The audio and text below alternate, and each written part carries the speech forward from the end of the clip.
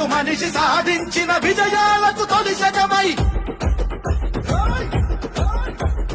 గిరిగీసి కొట్లాడే తెలుగువాడి పౌరుషమై అస్తిత్వం అగ్రత్వం ఆత్మగౌరవమై అన్నగారి ఆవేశం సృష్టించిన సందేశం చంద్రబాబు చెమట చుక్క నిర్మించిన సామ్రాజ్యం తెలుగుదేశం మన తెలుగుదేశం